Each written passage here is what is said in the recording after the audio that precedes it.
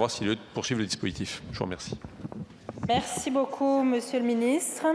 La parole est à présent à Madame Caroline Colombier pour le Rassemblement national. Merci Madame la Présidente. Ma question s'adresse à Madame la Ministre de l'Énergie.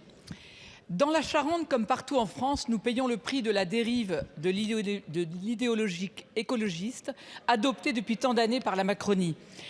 Puisque nos arguments sur l'éolien ne vous ont jamais convaincu, faisons place aux faits. Voici que dans ma circonscription, une entreprise d'envergure, Verso Énergie, souhaite s'installer sur la commune d'Etagnac et doit donc s'accorder au réseau électrique. Son implantation est essentielle pour l'attractivité de tout le Limousin et pour la vitalité économique du pays. Or, manque de chance, cette entreprise est dans l'impossibilité de s'installer car le réseau électrique est saturé et sous-alimenté. Comme c'est bizarre, me direz-vous. Mais non, ce n'est pas bizarre, Madame la Ministre. Madame la Ministre qui n'est pas là, mais je pense que quelqu'un me répondra. Parce que depuis des années, vous êtes sous l'emprise des ayatollahs d'une pseudo-écologie peu soucieuse de la France, qui impose à travers nos territoires des éoliennes inefficaces qui bétonisent nos terres agricoles, dénaturent nos paysages et favorisent la gabegie. Je vous en prie. Résultat, en Charente, le projet Lichen, qui allait dans le sens d'une véritable écologie enracinée et défendue par le Rassemblement national, qui devait créer plus de 250 emplois pour produire du carburant durable pour l'aviation, est tout simplement suspendu faute de raccordement électrique.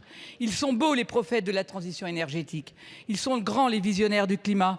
Désormais, trop c'est trop. Les Charentais n'en peuvent plus de payer toujours plus cher un mix énergétique hors sol, alors que nous détenons le nucléaire, l'énergie la moins carbonée, la plus fiable et la moins chère du monde.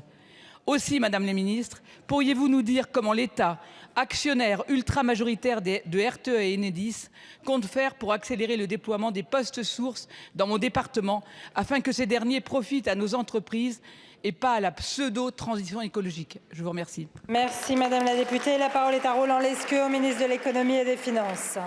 Merci Madame la Présidente, Mesdames, Messieurs les députés, Madame la députée Caroline Colombier. Comment on va mettre en place des raccordements accélérés? En appliquant la PPE, la programmation pluriannuelle de l'énergie. Vous savez, celle pour laquelle vous avez déposé une motion de censure qui, heureusement, n'a pas été votée par une majorité de cette Assemblée.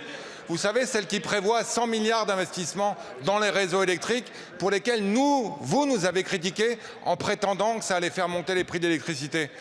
Effectivement, en investissant à la fois dans l'offre électrique, parce que pour pouvoir connecter des entreprises industrielles qui consomment de l'électricité, vaut mieux un peu plus d'électricité que moins, et en mettant en place les investissements dont on a besoin.